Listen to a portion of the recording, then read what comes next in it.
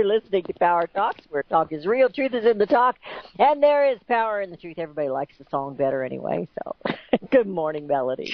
Good morning. It's the first time that I heard this song play that long, and like, what song was that? I missed a day, and... We got so far in the middle, I thought, did he change leading song? It's like, this must be the previous program sign-out song. I don't know. Anyway, we're all confused today, but thank you for joining us today, and sorry we missed you yesterday. There were technical problems. Technical difficulties. You remember the little picture tube, you know, when we had the TV, and they'd go out and they'd say, it's not you, it's not us, and they'd show birds on the wire. It must be them. I think that's what it was yesterday. It was the birds on the wire. Birds on the wire. Birds on the wire. Absolutely. Well, we want to remember our First Lady in prayer. She's just gone through kidney surgery, and I kind of can sympathize. I don't think it's exactly the same thing. I have a sister-in-law that has had kidney issues for a very, very long time, and it can get very serious. It can come up real quick, and it can go away, but it's something that she lives with. She has it all the time. She just recently had a kidney transplant, so now we're dealing with that, and I say recently, like in a month. And so I kind of sympathize with what Melania might be going through, and of course the mainstream media treated it like a piece of something else, you know, and made all kinds of rude and crude comments about her and about the president, and I didn't hear any. Yeah. And some of them were saying that she still had a pain in the you-know-what even after surgery. And I didn't hear any of that. Oh. Yeah. Yeah. Some of them blamed the president for causing her illness, and some of them said that he wasn't a supportive husband, and others encouraged her to divorce him when she gets recovery, and others said now that she's been in the hospital, she should push for socialized medicine. I mean, they just go on and on and on. It's really ridiculous, but... Where did all that come from? I didn't hear any of that. Well, it's because you don't listen to mainstream media. Now you know why. Yeah, they're negative. I mean, they are a bad bunch of people. And I got a big kick. I shared it on CSC Talk Radio yesterday. A big kick out of something that, if I can find it here real quick, that Sarah Huckabee Sanders had commented. They interviewed several of the women at the White House before Mother's Day, and she was one of them, and she has small children. And so they were asking her who was the most difficult to deal with, her children or Jim Acosta. And her reply was priceless. She says, well, probably depends on the day. Both of them whine pretty regularly. They both like to ask the same questions, and sometimes their tone needs to be adjusted a little bit. So I think that having kids has prepared me for the job that I have right now. In all seriousness, I think having kids is a great preparation for anything, especially if you have a job that needs patience. For they are certainly preparing me for this one, for patience anyway. I thought that was pretty priceless. Well, they both whine all the time, and they both ask the same questions all the time. That is cute. That is cute. And we talk every now and then about the cashless society that they want us in, and we're going in that direction. Well, over the weekend on Friday, Chili's went cold. They got hacked. So people who were paying with their credit cards, they were compromised, and of course they were apologizing, and they're trying to figure out what happened and where it got hacked, and Target gets hacked about every year around Christmas. But so this is, what we're dealing with the cashless society. You got a credit card, and you're paying with or check card, whichever the case may be, and you're paying with that at your restaurants. I mean, I've got a good friend that they refuse to pay at restaurants with credit cards. They always use cash. So I guess one day they won't allow that. But anyway, Chili's got hacked on Friday, just before Mother's Day. Just before Mother's Day, they got hacked.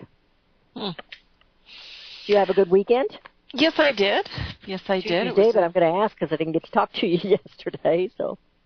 Yes, I did. Saturday was a beautiful day, and it was every year there is. I'm on this board that I'm on that I miss the first Wednesday of this program of the month. First Wednesday of the month, we had every year there is a crab soup cook-off.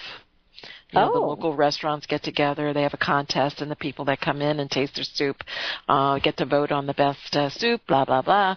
And it is right off on the boardwalk on the ocean. So, and I don't live on the ocean. I don't, it's too expensive for me, and, you have to pay additional taxes, so why would I want to do that?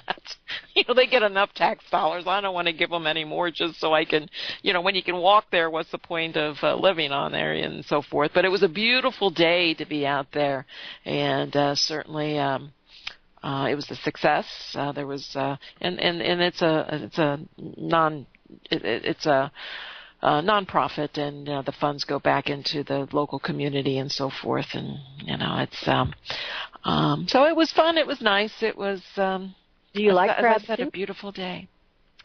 I like the New England crab soup, the buttery, the creamy. Okay. I'm not a fan of the red. I'm not a big seafood person, so I'd have to acquire a taste for that, I think. So. I like fish. But some of the I can take it or leave the shellfish, like the lobster tails and the crab and stuff like that. But I do like fish. So when you have crab I do like soup, salmon. When you have crab soup, do you use oyster crackers for that? When you use the oyster crackers, you can. You can. But anyway, so that was my weekend. Now that everyone knows, and it sounds like it was fun, though. It was beautiful. So it's kind of like a festival where everybody comes in and they kind of enjoy this. And yes, it was very. We served almost 400 people. Almost. Well, the restaurants did anyway. So anyway, it's a very festive, and again, the point wasn't that. The point, it was just an absolutely beautiful day. In the weeks and months that we faced cold weather and rainy season. Now it's hot. And we didn't get there yet, but we're working on it. But what isn't hot is gold today. Gold, they pushed gold down big today. You had the Dow falling 200 points today.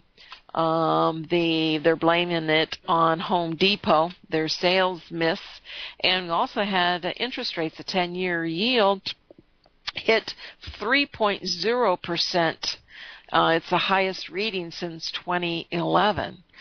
And so the Home Depot reported quarterly sales that fell short of Wall Street's expectations, and interest rates did breach those new highs. You had the Dow fall 200 points, and not only was it led lower by Home Depot, but also by Boeing.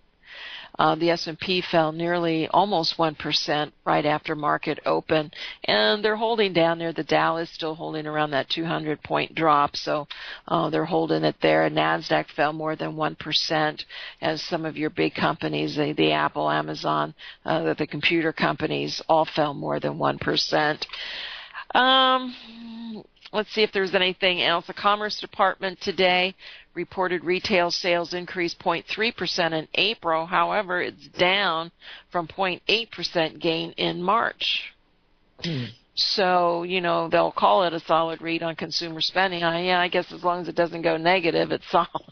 But so it's they don't seem to be spending as much. And of course, you have higher gasoline prices.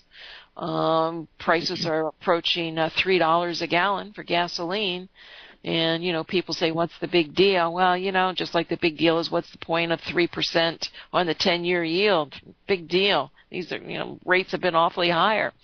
But you've never had the consumers strapped as much as they have been. They haven't been, they've never carried as much debt as they do today. And any small increases in any of these areas have an impact on the consumer. Now, if you're not a consumer, what's the big deal? And those are usually the ones that make those comments. They don't understand the impact that it can have and the trickle-down effect that you can have when people stop spending, particularly when you're in a a spending, a consumer economy. So they're still saying the consumer, they still saying the consumer is alive. They still feel a pulse. So that's a good thing. As long as they're alive, we'll get their last pennies. Well, poor Home Depot. They blame it all on them. I mean, well, they had, and you're absolutely right. Of course, but in the meantime, it did hit also the precious metals. You had gold down today. Let me see that there. It's down almost 2%, and it seems to be holding at that 1,294.95 level. It broke there quick this morning. It broke through 1,300. I sure hope it forms a base here, which I think it will. These are all knee-jerk reactions. And I think these knee-jerk reactions are to the 10-year yield. Now you're going to have to question everyone who's anticipating rate increases from the Fed. They have another meeting in the first part of June as far as whether they have another rate increase. If the 10-year yield stays above this 3%, to me, highly unlikely they're going to be able to increase their rates in June, and they might think of putting it off until fall. However, again, we'll have to see what's going on and so forth. There's, eventually you want to view them as positive, whether you want to view them as negative.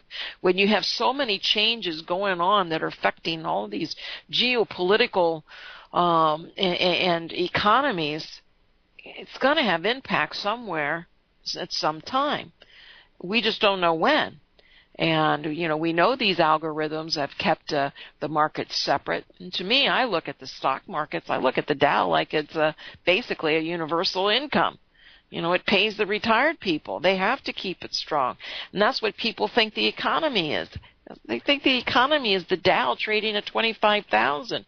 Even when you hear the administration come out and say, oh, we're running a great economy, they're not referring to the economy. They're referring to the stock markets.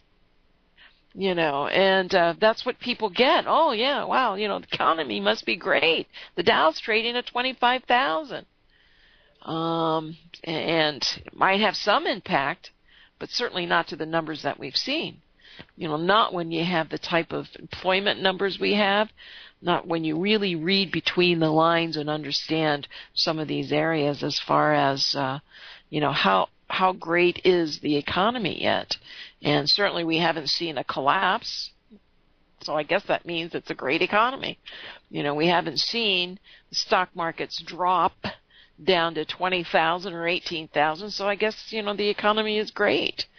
But the stock market does not determine, but that's what it's a psychological. It is. And, of course, they see their 401ks going up and down and up and down or up, when the stock market goes up. And, of course, if it goes down, so does that. So they see that, but that doesn't make a whole lot of difference in the paycheck or the lack of a paycheck that comes home every day or every week or every month. We're going into a break. Your calls are welcome. We are listening to Power Talks with Melody and Beth Ann in the morning. The number to call is 717-300-1218. That's 717-300-1218. And we will be right back. Hear it first on FirstAmendmentRadio.com and FirstAmendmentRadio.net. Gold and silver is tremendously undervalued. Global demand vastly exceeds mine supply by more than 60% annually. There is little in the financial world more certain than a coming explosion in the prices of gold and silver. The U.S. dollar continues to lose value and respect as the world's reserve currency. Our nation faces challenges on many fronts, and a day doesn't pass without another economist bringing forth warnings of impending economic calamity. There has never been a better time than right now to acquire physical gold and silver. Discount Gold and Silver Trading was founded on the principles of truth and honesty. We believe in providing a quality product, quality service, and most importantly, competitive pricing. We provide all forms of precious metals, including American gold, silver, platinum, and rare investment and circulated coins. Silver bars, rounds, and 90% silver bags are on hand for the silver investor. Gold, self-directed IRAs are available. Call Discount Gold and Silver Trading at 1-800-375-4188. Toll free, that's 1-800-375-4188. Visit crosstheborder.org, CROSS, crosstheborder.org, to get your print, EPUB, or PDF version of the book, The Rapture Will Be Canceled. That's crosstheborder.org. I know you all want answers, and believe me, so do I, and I'll do my best to get them. Despite Nicolas Cage's promise to do his best to get left behind rapture answers for us, don't hold your breath.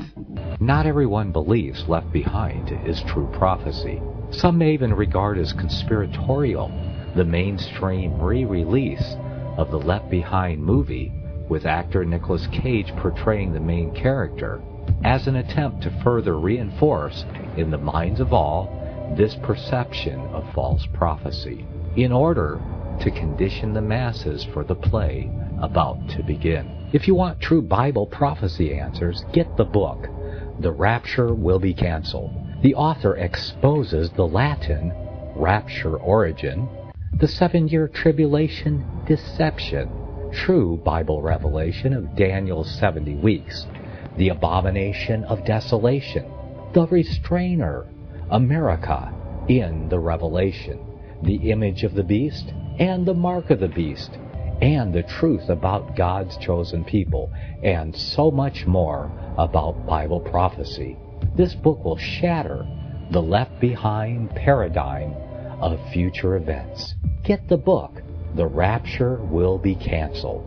Visit crosstheborder.org, CROSS, crosstheborder.org, to get your print, EPUB, or PDF version of the book, The Rapture Will Be Canceled. That's crosstheborder.org. Years ahead of the dominant media, FirstAmendmentRadio.com and FirstAmendmentRadio.net. We have returned to listening to Power Talks with Melody and Beth Ann in the morning.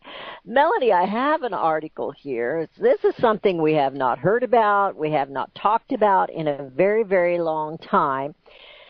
Experts have a new theory regarding the missing Malaysia Flight 370. Have you seen anything on this? I saw the headline, but I didn't bother with it. Oh, well, do you want me to not bother with it? I was interested. I wanted to get back to it, but I didn't. They believe it's a murder-suicide, and they believe it was the pilot. It says a new theory about the mystery of the Malaysia Airlines Flight 370 is the pilot incapacitated everyone in the plane except himself and then deliberately flew into the Indian Ocean. It says the 60 Minutes Australia gathered a group of aviation experts and an oceanographer to conduct an in-depth investigation into what happened. They don't have anything to investigate. You know, they're really going blind here. What happened to the plane that went missing, and this was in 2014, on March 8th. The result of the probe points to a case of mass murder-suicide. The panel of experts looked over data from the flight's path and came up with an educated guess.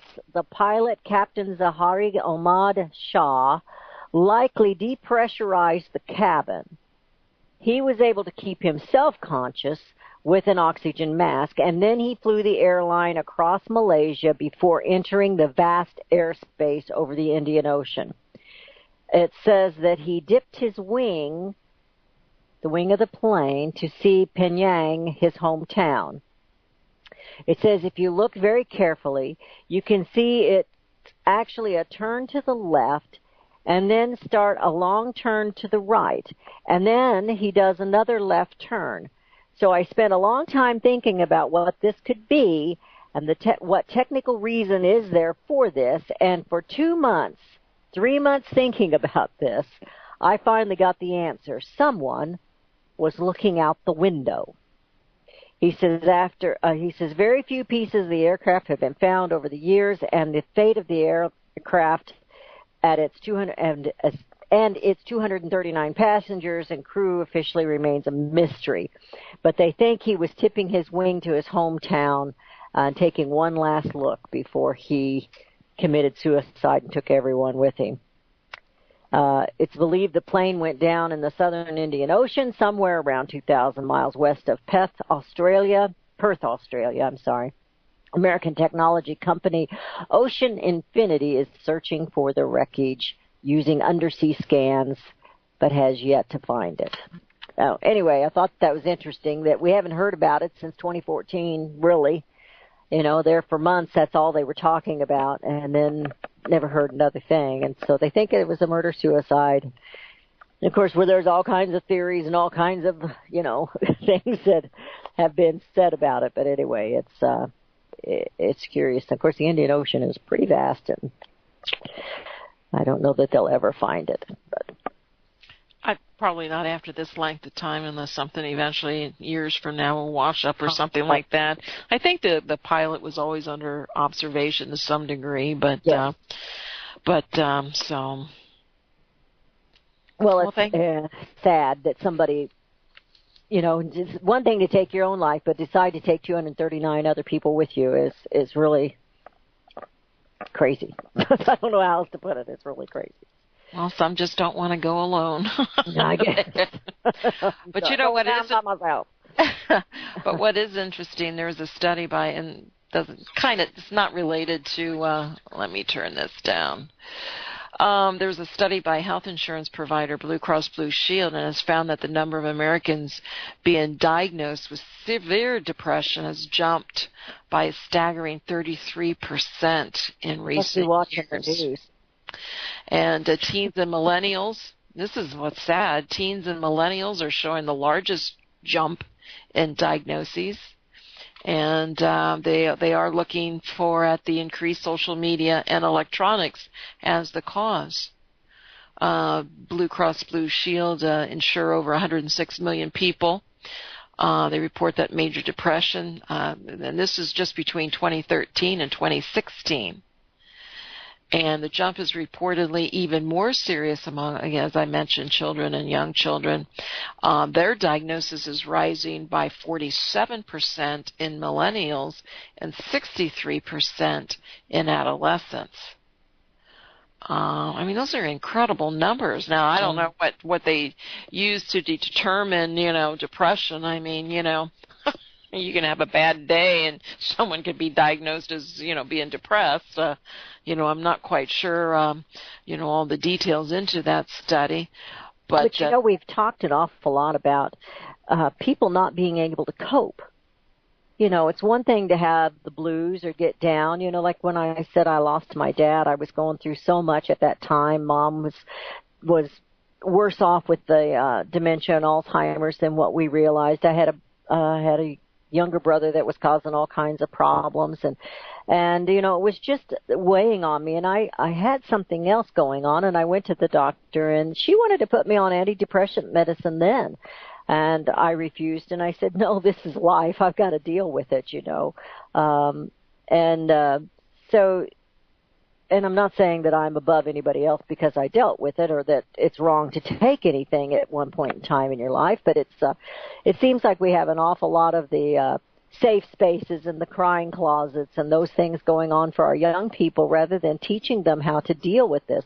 We want to have the anti-bullying, and bullying is bad, but we also have to raise the children to know how to deal with the bullies, to know how to not be a bully and know how to deal with the bullies. And there's other things in life that I don't think well, for one thing, we've fallen away from God, though that's the biggest thing. But it's not really, it's a terrible thing that we're going through, but it's not really surprising to me because we have so many people that don't seem to be able to cope with life. Remember that song in the year 2525, and they were taking a pill for everything, and that's what people want to do today, take a pill for everything. Well, they're linking the use of social media as because it's linked with the higher rates of social isolation. And that's probably true. Yeah, and the Blue Cross Blue Shield, they also found that the highest rates of depression cases were being found in New England, Rhode Island, and Maine. Registering the highest rates in the area. The lowest rates of depression in the United States were found in Hawaii, followed by Alaska, which Alaska is really surprising. I don't know if it has to do with populations, because you hear so many because of the long winter that so many, well, maybe that's why many of them drink and use drugs. You know, they have very high rates of alcoholism, very high rates of drug abuse because of the long winters, and that surprises me that they're the lowest rates. But you have Arizona, Colorado, Nevada, and Wyoming as the rest of the lowest rates of depression in the United States. So, I mean, these are not good signs. And, you know, what's also concerning about this is, you know, that they're linking the American people to mental illness, to depressions.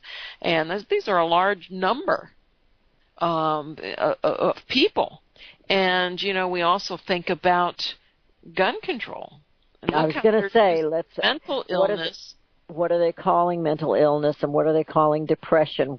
What how far into it, what is the basis? I mean, if you have a woman that she has this PMS pretty severely and she goes through that occasionally, you know, are they going to say, well, she can't have a gun? I mean, what are they going to, where are they going to draw that line? It's red flag states. It's the courts to determine. They'll take the weapons first, and then you go to courts. So, you know, it's they are the ones that will determine. I would assume, but and you know, to what degree of danger do they present that area? But it is. I mean, these are dangerous times, and it's. Doesn't seem anyone is really paying much attention. But I do believe we have a caller. We have Joe from Arkansas calling us this morning. Good morning, Joe. Good morning, Joe. Yeah, good morning. I wanted to talk about why the theory that you just read out about the Malaysian airplane doesn't make sense to me. And here's why. It seems to me that what must have happened to that plane is that some very influential people must have taken it, flown it somewhere. They've got it hidden somewhere for some purpose of their own. But it doesn't make sense to me at all that an airplane like that these days could disappear without a trace. Because just think of it. You know, there's all these tracking devices that they have on the airplanes, you know, to keep track of where they go. Then there's all these radar systems, you know, watching everywhere all the time to see where the airplanes are going. And then there's all these satellites in in orbit, you know, constantly watching everything on Earth, you know, seeing where everything goes, you know, seeing where all the airplanes goes. And there's all this memory capacity and they're all connected to computers with huge memory capacities, you know, that will preserve the record of all these things, all the things that these satellites and radar systems and everything observe all the time. So the idea that thing could have actually disappeared without a trace and without anybody knowing where it went down just absolutely does not make any sense to me whatsoever. You know, it seems to me the only thing plausible is that somehow some very influential people, you know, must have kind of hijacked it off course and taken it somewhere else, and they've got it hidden, and what they did with it, what they're going to use it for, or whether they're going to use it for anything in the future or not, or why they did it, you know, that's completely a mystery to me. But that seems to me what must have happened to that plane. You know, I don't see how an airplane that big, you know, these days could disappear without a trace like that. It is an odd thing. And they weren't flying over the Bermuda Triangle either. But you know what, too, though, your argument and you know, with all the technology and everything, and they're tracking the satellites, the Earth viewing and so forth, you think, but it would also, why couldn't they track it to whoever hijacked it? Oh, well, that's the thing. The people that hijacked it would be some very, very powerful and influential people who would control what the trackers would do. You know, they would have the ability to control the trackers, you know, can control the, you know, what goes out from the tracking stations and so on like that. The same thing is, you know, once a friend of mine, when Obama was president, you know, this friend of mine, she talked about how she wished somebody would assassinate Obama. She didn't like him. And I said, well, you can't, you know, the only people that can kill the president are the people that control the Secret Service. You know, because the Secret Service is really good, and they're going to stop anybody that tries to kill the president, unless whoever controls the Secret Service, you know, wants to kill the president, and that's the only way that can happen. So it looks to me like, you know, whoever hijacked the airliner must also have a lot of control over the reports from the trackers.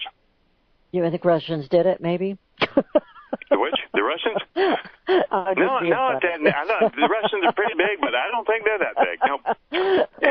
Well, Putin's supposed to be one of the richest men. I don't know. Yeah, he might be, but I don't think even he has that much power. He just go by his own. Yeah, that's right. Doesn't need that one with all those people on it. He doesn't need the crowd. He just. Well, we've talked about that before, and there were all kinds of things that when it happened and the months following that they thought it was here and there, and it doesn't make any sense that anybody would do it. I can't understand for what reason. They could take a plane anywhere they want to if they wanted to steal a plane, and so it doesn't really make any sense one way or the other. So one of those mysteries we may never know. We may never have the answer to, but good theory there. I think if the plane had been hijacked, I believe someone on board. I mean, that would, to me, I think would be the only the rest of the rest of the passengers were just collateral damage. They were disposable for one particular person, and I couldn't imagine, what type of, who would have that type of mentality. Well, there's an awful lot of would be that important in today's world. Well, as I understand it, they have systems to control these planes by remote control. I think that's something that's possible. Possible. I don't know. Yeah. Interesting theories.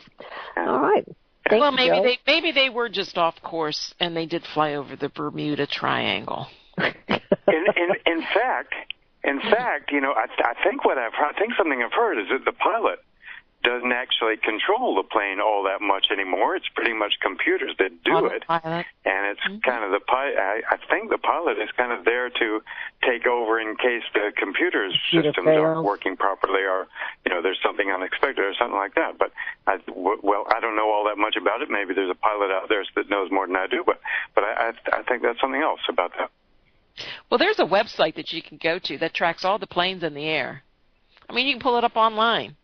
So if we can do that online to where we can watch all these planes, no matter where they are, it shows the flight, the number of the time, where they're going. I mean, it gives you all the details on the plane. You're right. How does it just disappear without knowing exactly? Yeah, there's probably at least half a dozen systems tracking every plane, every airplane, all the time, everywhere. Yep. I would think. Yeah. Okay. Thanks. Bye. All right. Thanks, John. All right. Thank you, Joe. Appreciate the call.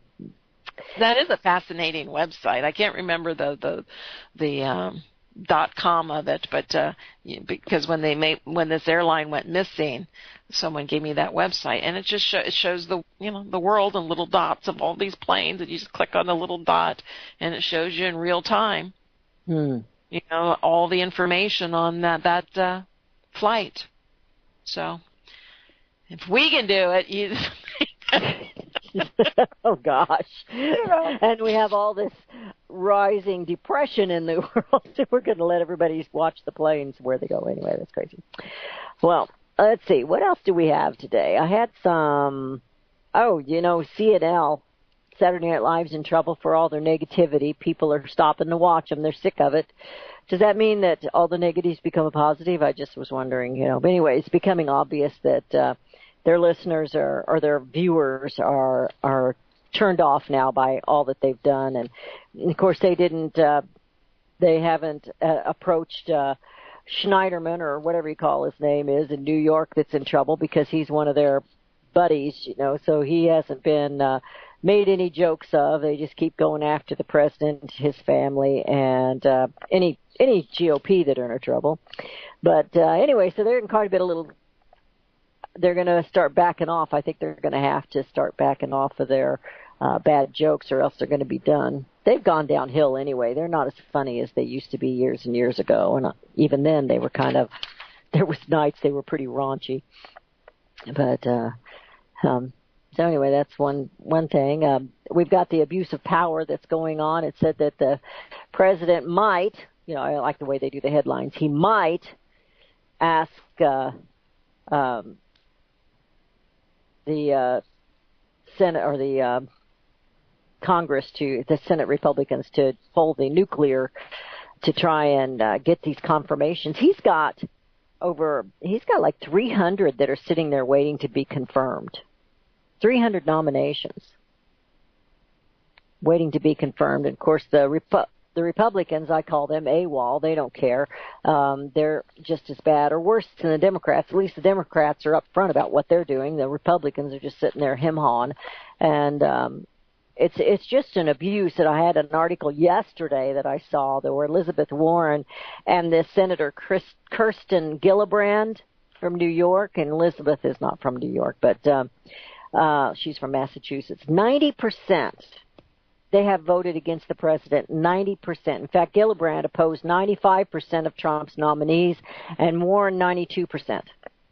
Just say no because it's President Donald Trump, and we're not going to confirm anybody. So, anyway.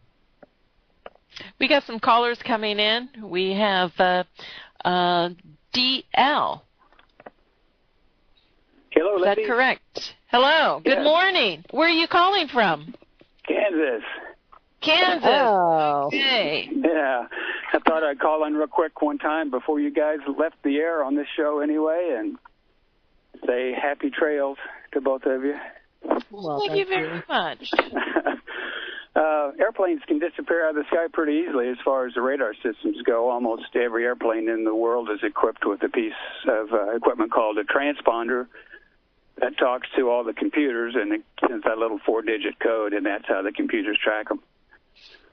I'm an ex-air traffic controller, by the way. Well, retired air traffic controller. All the pilot's got to do is turn that off, and they virtually maybe show up as a little dot or a plus on the digitized screens. But, you know, and even that, once they get to a low enough altitude, they'll disappear too. So it's really easy. It's not impossible to make an airplane disappear. So what do you think happened? What do you think happened? I have to agree with, at least with most of the story that Beth was telling about it. It almost had to be the pilot that was in control. They can override all those automated systems and computers. I mean, they've got to be able to. So, you know, it's not like somebody could control the airplane if the pilot didn't want them to. At least I don't think so, because they are virtually in complete control of that aircraft whenever they want to be. And then they can let the computer fly it, I suppose.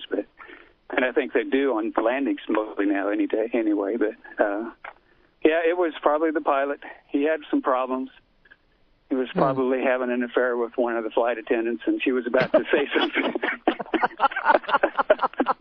Probably.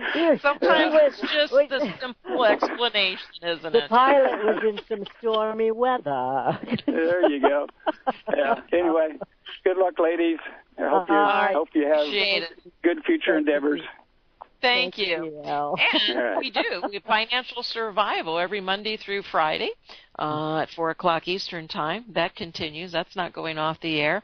And we encourage you to visit that 4 o'clock. You can listen to it on the website, dgscoins.com, live 4 o'clock Eastern Time. But thank you for calling us and wishing us well. That's awesome. Thank you very much.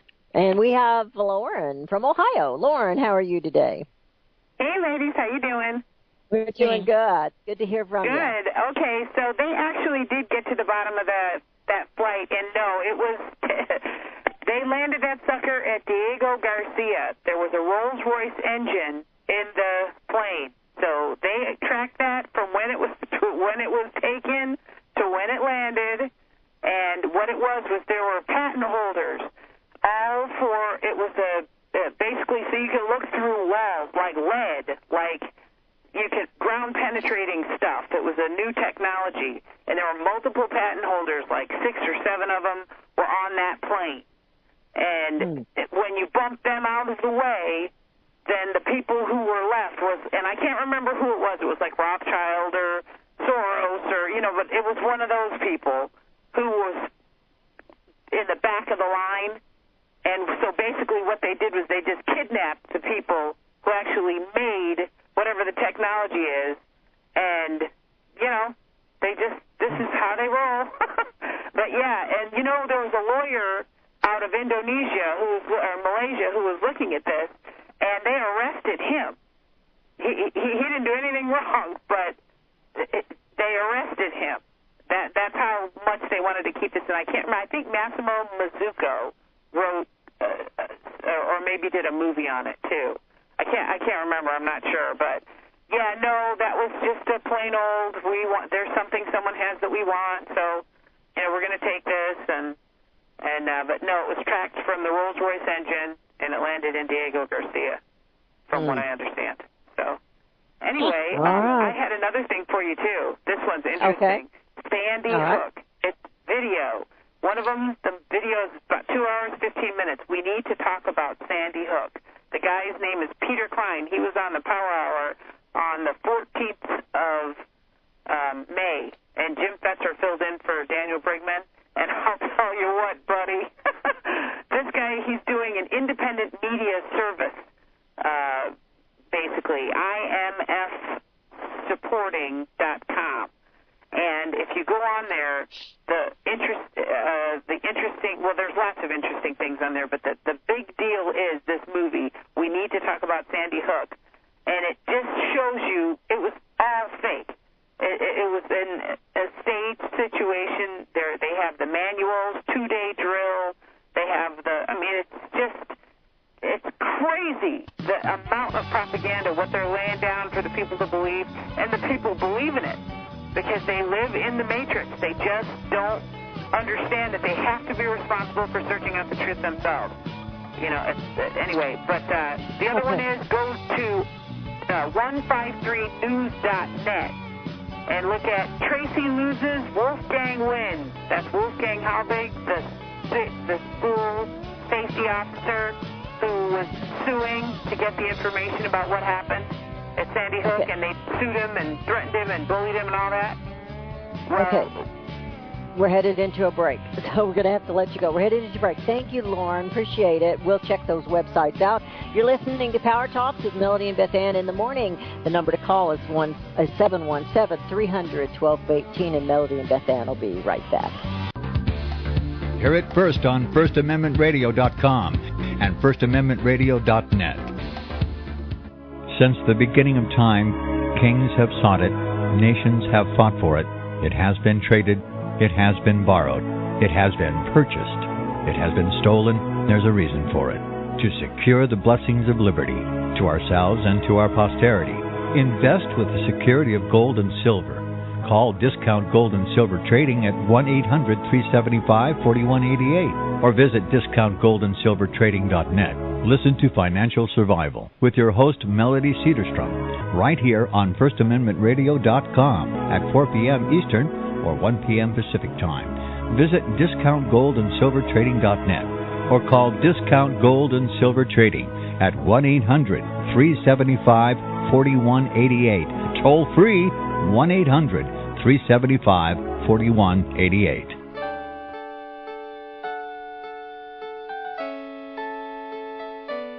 The program you are listening to is 100% sponsored by you, the listener, on this First Amendment Rights Media channel. You will notice that there are few commercials on this radio network. There's a good reason for that. Corporate advertising dollars come with strings that limit program content.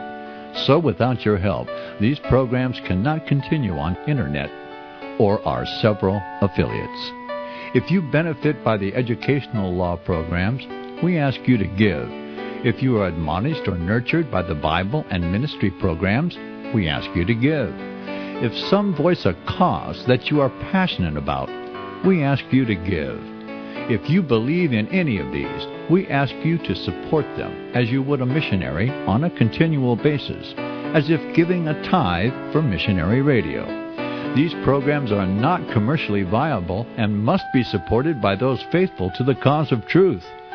Look for the button to sponsor your favorite programs at our listen and schedule pages on the Internet.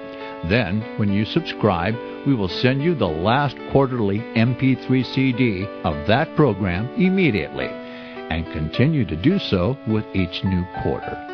We will also give you unlimited archive access to all of our programs. We're asking you to give much less than a tithe, so that you may also send support directly to a particular program host, cause, and anywhere else the Spirit may lead you. Do all to the glory of our God and Creator, for His holy nation, the only kingdom that will last forever. Thank you for listening.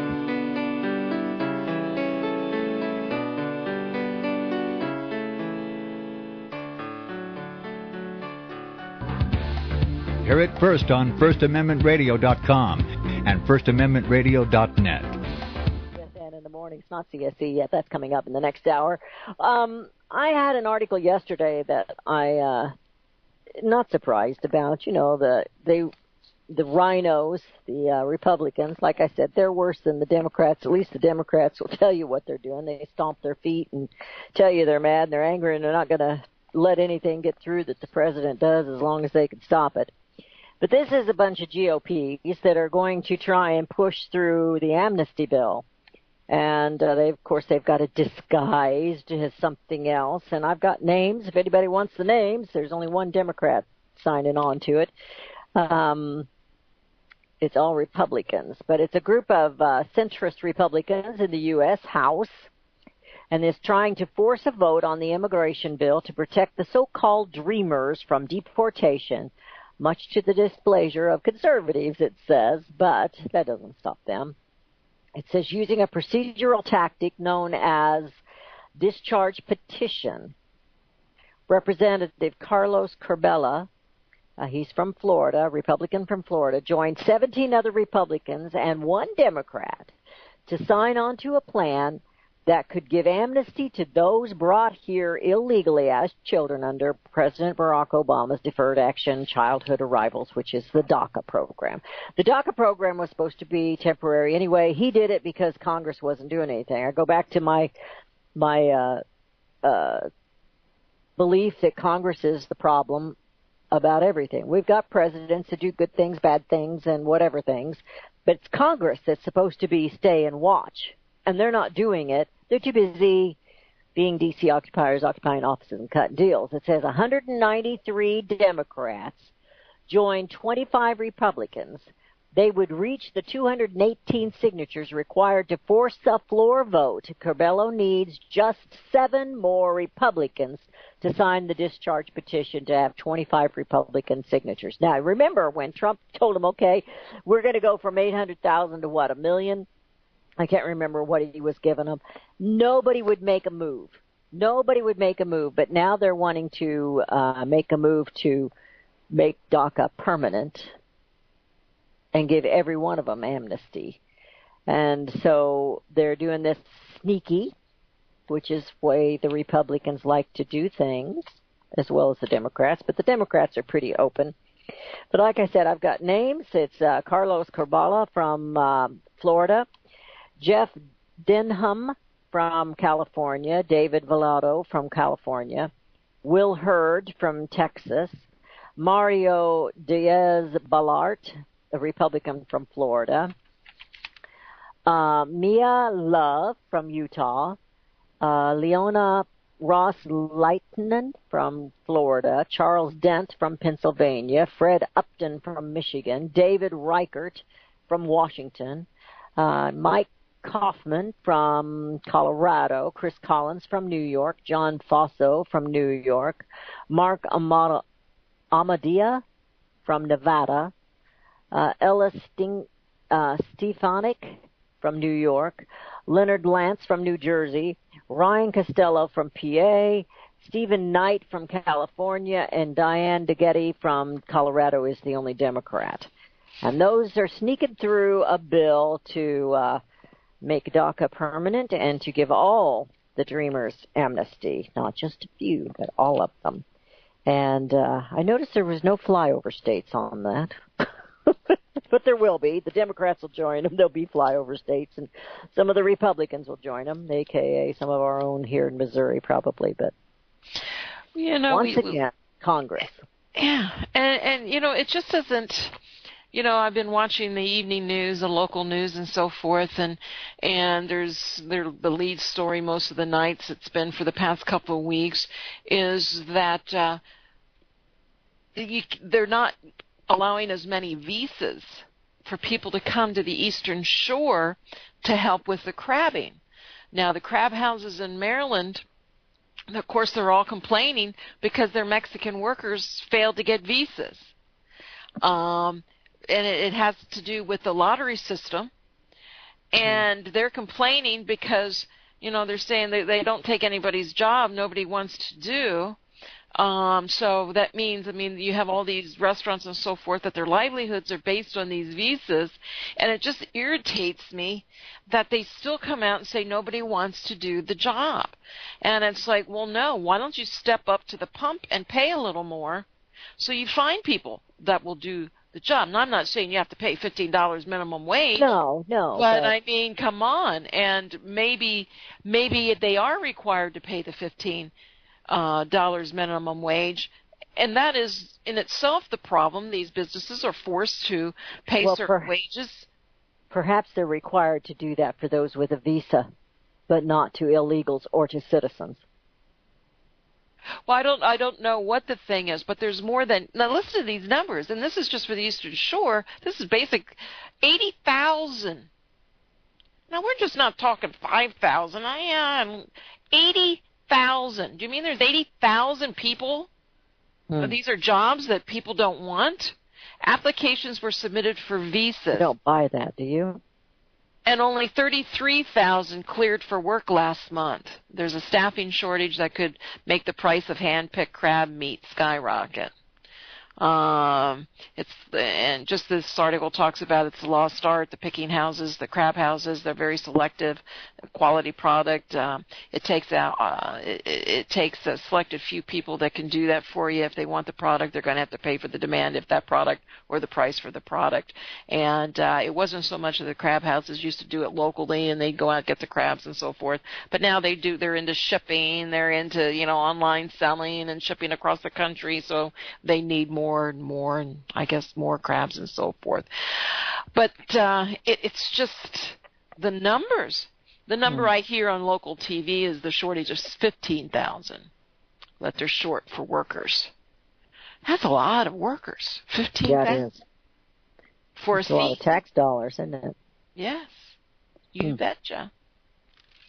I don't buy this irritates me. Yeah, I don't buy the story that Americans won't do the work. I don't either. I buy the story that some Americans won't do the work, but not all Americans. I agree. And those are big numbers. So huge numbers. But again, it's like I said before, the reason that they hated Donald Trump when he was running his campaign was because he was talking about the immigration crisis and he was talking about trade. And that's where these D.C. occupiers are making their deals and lining their pockets. And that's why they're scrambling. It's not for the good of you or for the good of me. It's not for an American job. They're not working hard for American jobs, are they? They're working hard and trying to do these bills that are Trojan horses, they call this, to benefit them, not to benefit the American people. The only problem that I can see with this, and I'm bringing it back to this area and so forth, is if you don't have these workers, they can't find people. Your smaller restaurants, if they don't have the crabs, they don't have the access to the crabs and so forth, they will go out of business. And then your larger restaurants and so forth, they have more abilities to, and so forth. So to me, it would hurt the smaller business, the little mom and pop shops and so forth that maybe once made a living through the summer and so forth.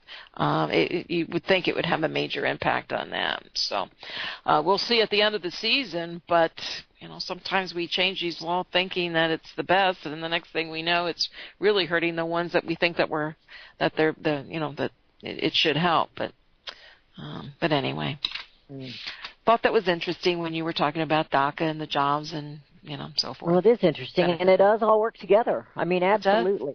Why would they be doing this? Why are they all of a sudden they've got to make this little this deal? They're going to bring this bill in, and it says the Good Lot bill would require employers to use E-Verify, now a voluntary system, to check the immigration status of workers, and would authorize a wall of the U.S.-Mexico border and other efforts. So they're going to give him some of what he wants in this, but it's going to give, it says the discharge petition is basically a Trojan horse to get the DREAM Act passed. They're going to give a few things that the president likes. You know what will happen with that. They'll back off. Mm-hmm.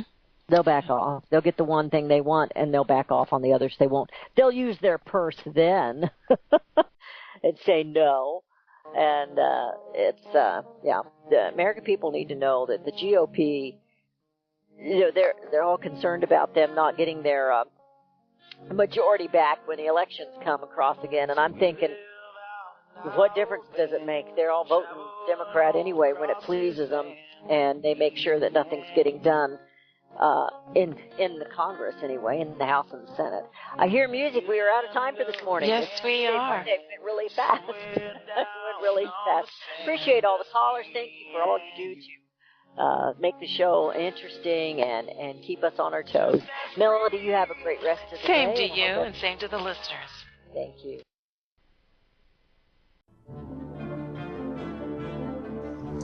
Visit crosstheborder.org, CROSS, crosstheborder.org, to get your print, EPUB, or PDF version of Nicholas Arthur's new book titled When the Third Temple is Built. That's crosstheborder.org. When it comes to prophecy today, much of the evangelical Christian world has their eyes on Israel, waiting and watching to see when the third temple will begin to be built. The plans are drawn. The Jewish people are eager. Most evangelical Christians today believe that the rapture will happen before the third temple is built. Hi, I'm Michael Eugene. I was taught that Daniel's 70th week was in the future. Is that really what the Bible teaches? Have we searched the scriptures and found this to be true? Why is it so important for a re-established Israel to build a third temple in Jerusalem? Is it necessary to build a temple on the same location already occupied by the Dome of the Rock? Is it necessary for sacrifices to take place in the temple on Temple Mount? Is there really a rapture followed by 7 years of tribulation? What is the New Testament temple? Can we identify history and prophecy? Who is the first beast in Revelation chapter 13? Who are the 7 kings in Revelation 17? I have asked all these questions, and I have found Nicholas Arthur's new book, When the Third Temple is Built, answers all these questions and more using Scripture to interpret Scripture. The Bible says that no prophecy of Scripture is of any private interpretation. Nicholas shows us in his new book, When the Third Temple is Built, how the Bible interprets prophecy and not man's private interpretation. Visit crosstheborder.org, CROSS, crosstheborder.org, to get your print, EPUB, or PDF version of Nicholas Arthur's new book titled When the Third Temple is Built. That's crosstheborder.org. The book of Revelation says, the spirit of prophecy is the testimony of Jesus Christ. This is at the very heart of FirstAmendmentRadio.com. In that spirit, we have created the Prophecy Reality News app for all of your mobile devices, streaming First Amendment Radio 24 hours a day, 7 days a week. Available for your Apple, Android device, and smartphone, absolutely free. Get the Prophecy Reality News app installed today so you can listen to First Amendment Radio wherever you are. The Prophecy Reality News app. Get it now. Since the beginning of time, kings have sought it, nations have fought for it. It has been traded, it has been borrowed, it has been purchased, it has been stolen. There's a reason for it. To secure the blessings of liberty to ourselves and to our posterity. Invest with the security of gold and silver. Call Discount Gold and Silver Trading at 1-800-375-4188 or visit discountgoldandsilvertrading.net. Listen to Financial Survival with your host Melody Cedarstrom right here on FirstAmendmentRadio.com at 4 p.m. Eastern or 1 p.m. Pacific Time. Visit discountgoldandsilvertrading.net or call Discount Gold and Silver Trading at 1-800-375-4188. Toll free 1-800-375-4188.